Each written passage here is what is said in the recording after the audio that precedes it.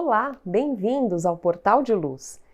O Afeganistão tem agonizado com a invasão do grupo extremista Talibã e nós ficamos nos perguntando como interpretar esses acontecimentos tão tristes sob a ótica espírita. Nós vamos conversar sobre esse tema no programa de hoje. Mas antes, nós vamos convidar todos vocês para ouvirmos juntos a mensagem psicografada por Chico Xavier. Buril de luz.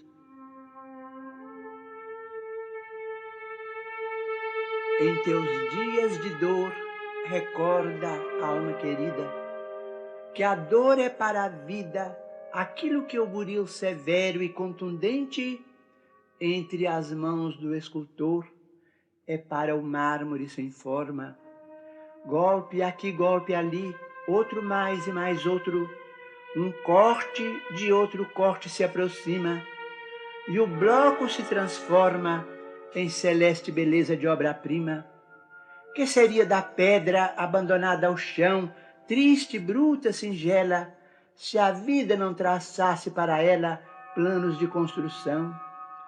Que destino o da argila, esquecida e vulgar, sem a temperatura desumana que deve suportar para ser porcelana? Enxergaste algum dia, fora das leis da natureza, o trigo que não fosse triturado para ser pão à mesa? Se alguém te fere e humilha, ama, entende e perdoa, e agradece ao trabalho, a angústia e a prova em que a vida imortal se nos renova, no anseio de ascensão que nos guia e abençoa. Alma querida, escuta, para seguir à frente em plena elevação, sempre mais alta e linda, quem não chora, não serve e nem padece ou luta, parece tão somente um ser espiritual em formação que não nasceu ainda. Na última edição do jornal Folha Espírita, um artigo assinado por Walter Graciano Júnior, que é pedagogo e presidente do Grupo Espírita Caibar Schutel, em São Paulo, abordou a situação que tem se desenrolado no Afeganistão, sob a ótica espírita. Nós vamos trazer aqui os principais pontos para que possamos refletir sobre esse tema que tem afligido o mundo. A situação do Afeganistão se agravou com a retirada final das tropas americanas que se encontravam no país desde 2001, após o ataque terrorista aos Estados Unidos que destruíram, entre outros locais, as Torres Gêmeas de Nova York. E essa retirada foi um processo gradual, que começou no governo de Donald Trump e foi concluído agora em agosto desse ano, um ano e meio depois, e já no governo de Joe Biden. Mas essa retirada dos militares americanos teve os seus efeitos pesados, sentidos imediatamente pelo povo afegão. Logo no início da retirada, o grupo extremista Talibã lançou uma ofensiva contra o governo afegão, avançando rapidamente no país. Recentemente, vimos os militares americanos, inclusive, auxiliando na saída de civis afegãos e também de estrangeiros que trabalhavam no país, protegendo o aeroporto da cidade de Cabul. Mas o inevitável aconteceu e o povo afegão passou a sofrer nas mãos dos soldados talibãs. Alguns tiveram a sorte, se é que podemos dizer assim, de abandonar o país para se estabelecerem como refugiados nos países vizinhos, o que também traz sofrimento e separa integrantes das famílias, mas muitos tiveram que ficar e correm o risco, inclusive, de serem assassinados por causa de suas profissões ou de suas opiniões pessoais. O grupo extremista Talibã nasceu no início da década de 1990 em seminários religiosos fundamentalistas, trazendo uma interpretação bem rigorosa da lei islâmica. Entre outras medidas que eles acreditam, os talibãs impõem castigos físicos que vão desde a pena de morte em praça pública até chicotadas ou amputação de membros por delitos menores. Tiram das mulheres todos os direitos e as obrigam a se cobrir com a burca, e as meninas são proibidas de ir à escola depois dos 10 anos de idade. Eles também exterminam toda a expressão cultural do povo: cinema, música, arte, televisão, tudo proibido e controlado por eles. E até mesmo monumentos arqueológicos milenares são destruídos. Enfim, nós temos agora no país uma situação assustadora, porque não sabemos como será o futuro do Afeganistão e do seu povo. E como podemos analisar tudo isso sob a ótica espírita? No Livro dos Espíritos, nós encontramos algumas respostas às nossas indagações. A questão 742 pergunta o seguinte: o que é que impele o homem à guerra? E eles respondem: predominância da natureza animal sobre a natureza espiritual e transbordamento das paixões. No estado de barbárie, os povos um só direito conhecem, o do mais forte.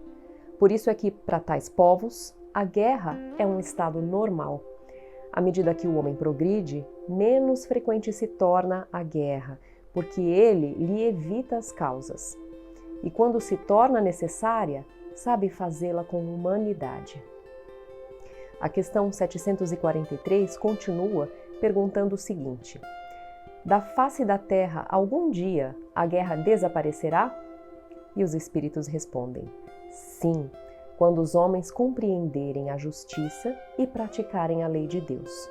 Nessa época, todos os povos serão irmãos. Bom, como vemos pelas explicações dos espíritos, a guerra é consequência do estado moral ainda atrasado de todos nós.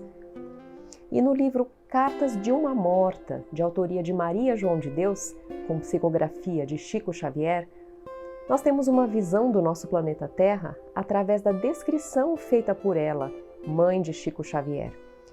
E ela relata assim: após adaptar-me mais ou menos a essa nova vida, ocorreu-me como vos poderia rever e solicitei de um instrutor uma informação a respeito.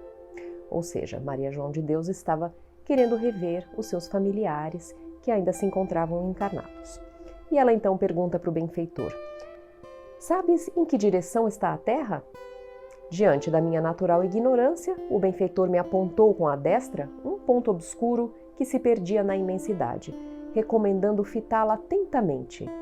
Afigurou-se-me ver crescer dentro de um turbilhão de ventos indescritíveis. Parecia contemplar uma impetuosidade de um furacão, a envolver grande massa compacta de cinzas enegrecidas. Tomada de inusitado receio, desviei o olhar. Porém, o meu solícito guia exclamou com brandura: lá está a terra com os seus contrastes destruidores. Dos ventos da iniquidade varrem-se de polo a polo entre os brados angustiosos dos seres que se debatem na aflição e no morticínio. O que viste é o efeito das vibrações antagônicas emitidas pela humanidade atormentada nas calamidades da guerra. Lá alimentam-se as almas com a substância amargosa das dores, e sobre a sua superfície a vida é o direito do mais forte. Triste existência dessas criaturas que se trucidam mutuamente para viver. São comuns ali as chacinas, a fome, as epidemias, a viuvez, a orfandade, que aqui não conhecemos. Obscuro planeta de exílio e de sombra. No universo, poucos lugares abrigarão tanto orgulho e tanto egoísmo. Por tal motivo é que esse mundo necessita de golpes violentos e rudes. Mas busca ver naquelas regiões ensanguentadas o local em que estiveste. Pensa que nos que lá deixaste, cheios de amargurosa saudade. Deus permite e eu te auxilio.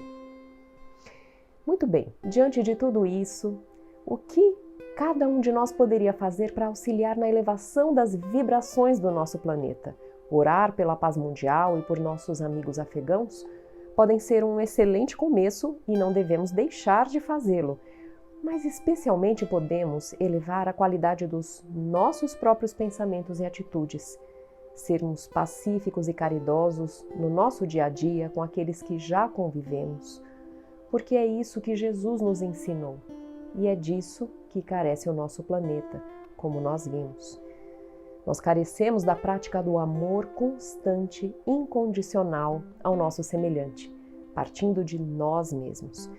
É da mudança individual de cada um de nós, para sermos melhores no nosso dia a dia, que nós construiremos um futuro, uma coletividade mais fraterna. A transição planetária é lenta porque somamos séculos de erros, de iniquidade, de desequilíbrios, mas não temos nenhum outro caminho que não seja aprender a amar, como Jesus nos amou. Nós vamos agora para um breve intervalo e voltamos já.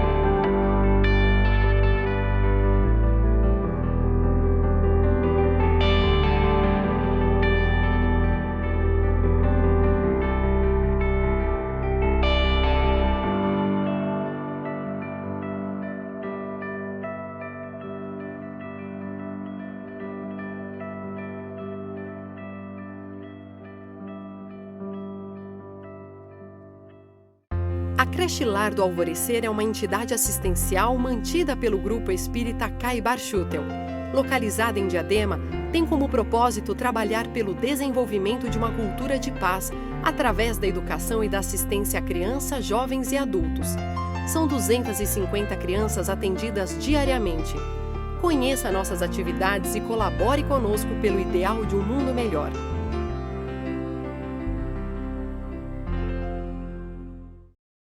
Nós vamos agora ouvir a nossa amiga Sandra Marinho no quadro Educa a Tua Alma. Olá, queridos amigos, queridas amigas. Não existe evolução sem mudança. Eu acredito que todos vocês concordam comigo. A nossa revelia, todos os seres e todas as coisas estão condicionados a evoluir, pois evolução faz parte da lei do progresso, que é uma lei natural. Faz parte do nosso código genético espiritual, se assim podemos nos referir. Passar por processos de mudanças é condição essencial para que evoluamos em todos os sentidos.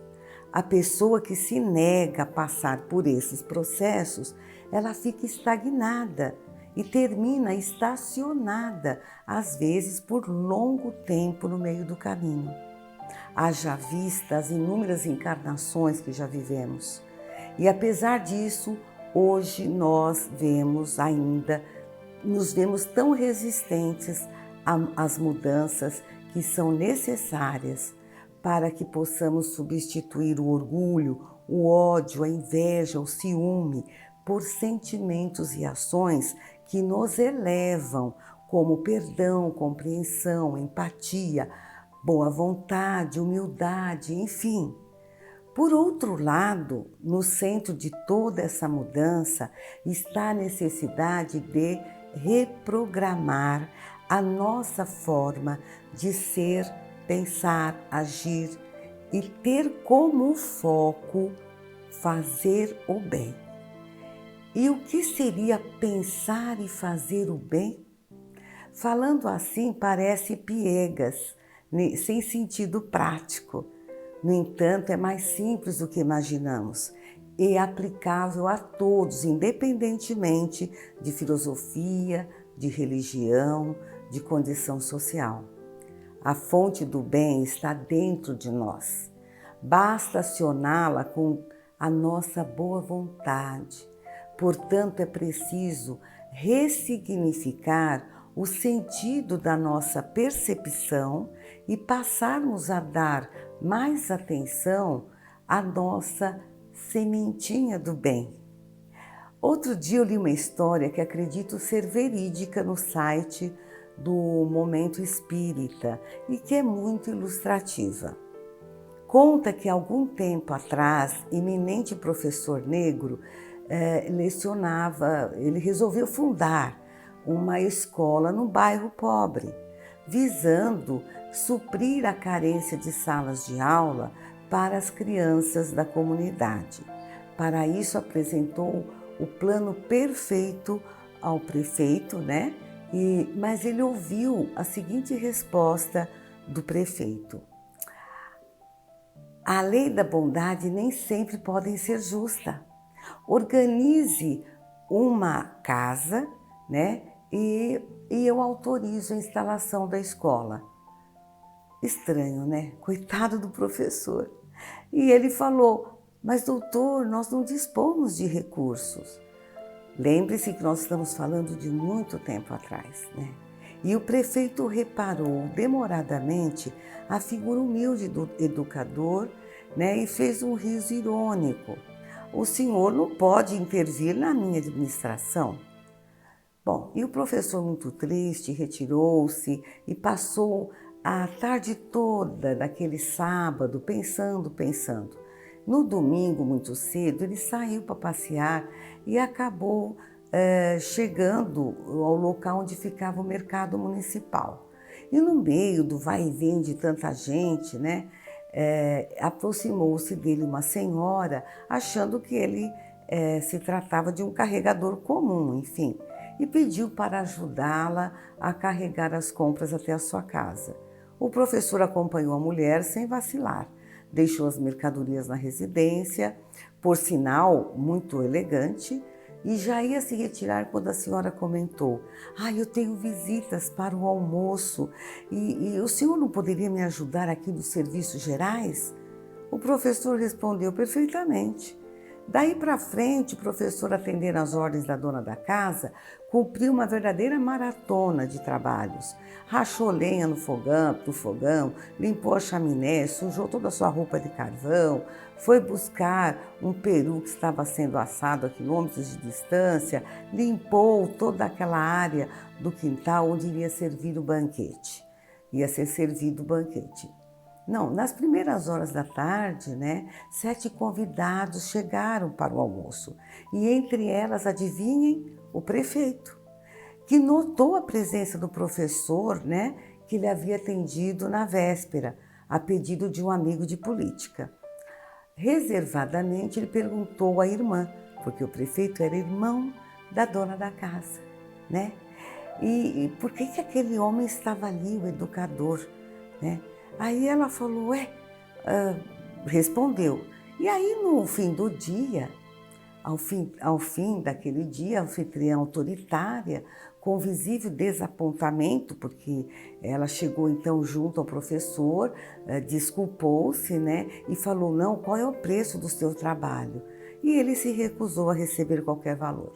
No dia seguinte, a irmã do prefeito foi até a casa do professor, pediu desculpas pelo mal-entendido, e anunciou a doação de amplo edifício destinado à escola que ele pretendia estabelecer.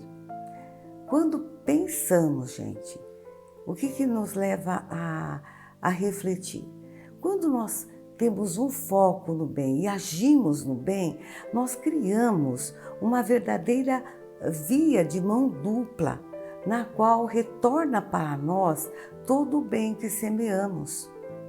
Mas, infelizmente, gente, o contrário também é verdadeiro, ou seja, retorna para nós tudo que é de ruim que emanamos com os nossos pensamentos e atitudes.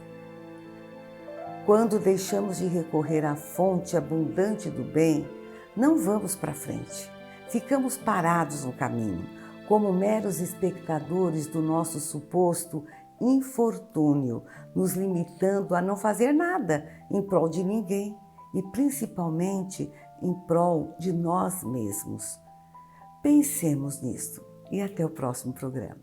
E agora nós vamos ouvir o nosso amigo Maida com o Momento Doutrinário. Olá, amigas e amigos, mais uma vez sejam bem-vindos ao Momento Doutrinário. Hoje trouxemos para a reflexão o artigo publicado pela redação do Momento Espírita em 2 de agosto de 2021, intitulado Você não é o seu corpo. Diz a publicação: já aconteceu de você se olhar no espelho e não se reconhecer? Teve dificuldade em aceitar aquela imagem refletida, muitas vezes castigada pelas marcas dos longos anos de vida ou por cicatrizes que o tempo desenhou? Não se preocupe, não se trata de um desequilíbrio ou transtorno. Não, você simplesmente pode estar estranhando o fato de que por dentro você é uma pessoa e por fora, no mundo tangível, o mundo das formas, é outro. Essa é uma das consequências de estarmos encarnados, vestindo um corpo material que nos serve durante um tempo para cumprirmos determinados objetivos, mas que se deteriora, que tem vida útil. Importante sempre lembrar que você não é seu corpo. Você se utiliza dele para estar aqui, para agir no mundo. Ele é importantíssimo, fundamental, mas é apenas uma roupa. Procure não se identificar demais com ele. Assim, quando os traços da velhice se apresentarem inevitáveis, entenda que é o corpo que está colhendo os frutos do tempo. Não é você, espírito imortal, que está perdendo a vitalidade. Entenda que quando os músculos não responderem mais com o mesmo vigor dos tempos de juventude e tudo parecer mais lento, não é você, alma imortal, que está ficando para trás. É apenas o veículo corporal que tem ciclo marcado com ascensão, ápice e queda. Você, a essência verdadeira, não necessita perder o ânimo, a vitalidade, as forças. Pelo contrário, quanto mais experiência ganha a alma, mais vigor moral, mais pujança de vontade ela pode ter e demonstrar. O que acontece é que, ainda muito ligados à matéria, misturamos as coisas. Se não temos mais beleza, não podemos ser felizes, não podemos mais ser aceitos pelos padrões do mundo exterior. Se pensarmos dessa forma, murchamos com o corpo, envelhecemos a alma. Se não podemos mais realizar certas atividades que exigiam energia explosiva, altas cargas de resistência física, então não servimos mais, não somos bons o suficiente. Esse mundo cruel de valores cruéis fomos nós mesmos que criamos. Vejamos quantos tipos de energia existem, quantos tipos de trabalho e força criativa podemos encontrar na natureza.